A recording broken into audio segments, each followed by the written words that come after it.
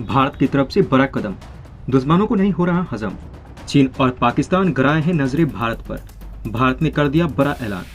ऐतिहासिक नॉटम वार्निंग भारत ने की जारी। भारत कर सकता है एक साथ 12 परमाणु हमले। दोस्तों, कुछ ऐसी खबर निकल के आ रही है जिसको सुनने के बाद पूरी दुनिया के होश उड़े हुए हैं। यहाँ पर भारत की तरफ से एक ऐसा ऐलान कर दिया गया है जिसको सुनकर भारत के दुश्मनों की हालत पतली हो गई है, क्योंकि यहाँ पर भारत कुछ बड़ा करने वाला है। और ये बड़ा सिर्फ अपने लिए नहीं करने जा रहा है, बल्कि अपने दुश्मनों के लिए भी भारत बहुत बड़ा काम करने जा रहा है। इधर चीन अपने लोगों को लेकर ही चीन में परेशान था, लेकिन यहाँ पर भारत की तरफ से कुछ ऐसा कर दिया गया कि यहाँ पर चीन के राष्ट्रपति शी जिनपिंग का ध्यान इस समय अपने देश से हटकर भारत के ऊपर टिका रहेगा, क्योंकि भारत की तरफ से बंगाल की खाड़ी में एक नॉटम वार्निंग जारी की गई है। और भारत जब भी नॉटम वार्निंग जारी करता है तो इस चीज से भारत के दुश्मनों को ये पता चल जाता है कि भारत की तरफ से कोई बहुत बड़ा परीक्षण किया जाने वाला है, और पूरी दुनिया की नज़र उस समय भारत पर टिक जाती है।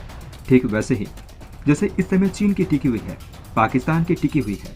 दोस्तों, इससे पहले भी भारत ने नोटम वार्निंग जारी की है और उससे किसी को दिक्कत नहीं हुई है, लेकिन यहाँ पर जिस तरीके की नोटम वार्निंग जारी की गई है उसको देखकर भारत के दुश्मनों की हालत खराब हो गई है, क्योंकि इसकी जो लंबाई है वो 5500 किलोमीटर की है।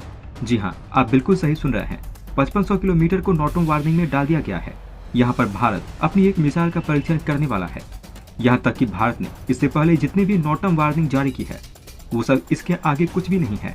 ये सबसे बड़ी नॉटम वार्निंग है, और हाल ही के सालों में भारत की तरफ से इतनी बड़ी नॉटम वार्निंग इससे पहले जारी नहीं की गई है। दोस्तों, इस चीज से इतना तो समझ में आ गया है कि भारत कोई ऐसी मिसाइल का परीक्षण करने वाला है जिसकी रेंज तकरीबन 5500 किलोमीटर की होगी। जब इतनी बड़ी रेंज की बात आती है तो इसमें दो ही मिसाइल का नाम सामने निकल के आता है, जिसमें शामिल है अग्नि 6 और दूसरी है K5SLBM। और ये दोनों ही मिसाइल भारत के लिए बहुत ज़्यादा स्पेशल है और दुश्मनों के लिए विनाशकारी। अंदाजा आप यहीं से लगा सकते हैं। मान लीजिए भारत ने किसी दुश्मन के ऊपर K5 मिसाइल दाग दी, और ये जब दुश्मन के पास पहुंचेगी और फटने से थोड़ा सा पहले उसके अंदर से 10 से 12 परमाणु हथियार निकलेंगे। और इसके अंदर भी खासियत है कि आप इन 12 परमाणु हथियार को एक ही जगह पर गिरा सकते हैं, या चाहे आप 12 परमाणु हथियार को अलग अलग 12 शहरों पर गिरा सकते हैं। तो अब आप समझ गए कि इस चीज से भारत की छवि कितनी ज्यादा बढ़ जाएगी। भारत एक ही हमले में 12 शहर को कवर कर सकता है। दोस्तों, अगर हम K5SLBM रेंज की बात करें तो इसकी रेंज है 5000 से लेकर 6500 किलोमीटर तक की। और अगर हम दूसरी मिसाइल अग्नि 6 की तरफ नजर डालें तो इसकी रेंज होगी 6000 से लेकर 7500 या 8000 किलोमीटर तक की। लेकिन आपकी जानकारी के लिए बता दें, यहाँ पर भारत के लिए K5SLBM मिसाइल ज्यादा कारगर साबित हो जाएगी, क्योंकि अग्नि 6 मिसाइल जो है उसकी रेंज मानते हैं ज्यादा है, लेकिन उसको हमें जमीन के अंदर से ही लॉन्च करना पड़ता है। लेकिन K5SLBM के बारे में मिलता है कि इसको आप पनडुब्बी के ऊपर तैनात करके दुश्मन के काफी ज्यादा करीब ले जा सकते हैं, और जब दुश्मन इस मिसाइल की रेंज में आ जाए तो आप फिर से इसको फायर कर सकते हैं।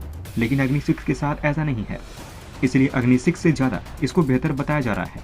दोस्तों, K5 को लेकर बताया जा रहा है कि ये भारतीय इतिहास की सबसे ज्यादा खूंखार मिसाइल बनने वाली है, और परमाणु पनडुब्बी के साथ कॉम्बिनेशन बनने के बाद K5 जैसे मिसाइल पूरे एशिया में किसी के पास नहीं है। और यहाँ पर आपके मन में सवाल आ रहा होगा कि भारत ने जो नोटिस जारी किया है वो किसी परीक्षण के लिए जारी किया है। इन दोनों में से कौन सी मिसाइल का परीक्षण हो सकता है, तो इसको लेकर अभी तक साफ साफ कुछ कहा नहीं जा सकता। लेकिन भारत दोनों में से किसी भी मिसाइल का परीक्षण करे, यहाँ पर भारत के लिए दोनों ही मिसाइल फायदेमंद है। और अनुमान ये लगाया जा रहा है कि यहाँ पर K5 का परीक्षण हो सकता है, क्योंकि हाल के दिनों में हमें ऐसा देखने को मिल रहा है कि भारत की तरफ से ऐसी मिसाइलों पर ज्यादा ध्यान दिया जा रहा है जो नौसेना से रिलेटेड हो। इसके चलते यहाँ पर K5 अनुमान लगाना सही होगा। इसके अलावा भारत की तरफ से पिछले कुछ महीने में हमें लगातार K5 के बारे में कुछ न कुछ अपडेट दिया जा रहा है, जिससे ये तो पता चलता है कि भारत की तरफ से K5 पर काम किया जा रहा है। ऐसे में यहाँ पर भारत K5 मिसाइल का परीक्षण कर सकता है, और आने वाले 15 दिसंबर को ये साफ हो जाएगा कि भारत की तरफ से किसका टेस्ट किया जाने वाला है। इसलिए हमारे साथ जुड़े रहें और इस चैनल को सब्सक्राइब कर लें, ताकि हम आपको सारी लेटेस्ट अपडेट आपके इस चैनल पर दे सके। तो वहीं दूसरी तरफ रूसी राष्ट्रपति व्लादिमीर पुतिन यूक्रेन में युद्ध में विफल हो रहे हैं और अधिक क्रूरता से जवाब दे रहे हैं। ये बयान नाटो महासचिव जेंस स्टोल्टेनबर्ग ने दिया है। उन्होंने मंगलवार को रोमानिया की राजधानी बुखारेस्ट में एक कार्यक्रम में भाग लेने के दौरान ये बयान दिया है। अपनी प्रारंभिक टिप्पणी में स्टोल्टेनबर्ग ने कहा, यूक्रेन पर रूस के हमले के जवाब में हम अपने सैनिकों की तैयारी बढ़ा रहे हैं। उन्होंने कहा, हमने फ्रांस के नेतृत्व में रोमानिया में नाटो युद्ध समूह की संख्या 4 से बढ़ाकर 8 कर दी है। महासचिव ने जोर देकर कहा कि नाटो सहयोगी और गठबंधन यूक्रेन में संघर्ष के लिए एक पक्ष नहीं है, लेकिन हम कीव को अभूतपूर्व समर्थन दे रहे हैं। नाटो प्रमुख के अनुसार पुतिन सर्दियों को हथियार बनाने की कोशिश कर रहे हैं। यूक्रेन के लोगों को बर्फ में जमने या पलायन करने के लिए मजबूर होने के लिए वो यूक्रेनी लोगों को तोड़ने की कोशिश कर रहे हैं। स्टोल्टनबर्ग ने आगे कहा, नाटो और उनके सहयोगियों ने यूक्रेन के लिए गठबंधन के व्यापक सहायता पैकेज के लिए अतिरिक्त वचन दिए हैं, जो ईंधन और जनरेटर सहित तत्काल गैर घातक समर्थन को वित्त पोषित करेगा। साथ ही बड़े पैमाने पर रूसी मिसाइल के द्वारा बुरी तरीके से क्षतिग्रस्त महत्वपूर्ण ऊर्जा बुनियादी ढांचे को ठीक करने में मदद करेगा। दोस्तों, पुतिन ये बात तो बहुत अच्छे से समझ चुके हैं कि यहाँ पर उनकी हार हो सकती है, इसलिए पुतिन की तरफ से अपने दुश्मनों की कमजोरी को ही अपनी ताकत बनाया जा रहा है। दोस्तों, रूस और यूक्रेन का युद्ध काफी लंबे से खिंचता हुआ चला रहा है और इसकी वजह से दुनिया के हर एक देश को परेशानी का सामना करना पड़ रहा है। इसी के चलते यहाँ पर रूस और यूक्रेन भी काफी ज्यादा इस युद्ध की वजह से परेशान हो गए हैं और कोई भी देश भले पीछे हटने की बात नहीं कर रहा है, क्योंकि यहाँ पर लोगों को लगेगा जो देश पहले पीछे हटा है वो हार मान रहा है या उसकी परिस्थिति इतनी ज्यादा बिगड़ चुकी है कि वो बातचीत के माहौल पर आ गया है।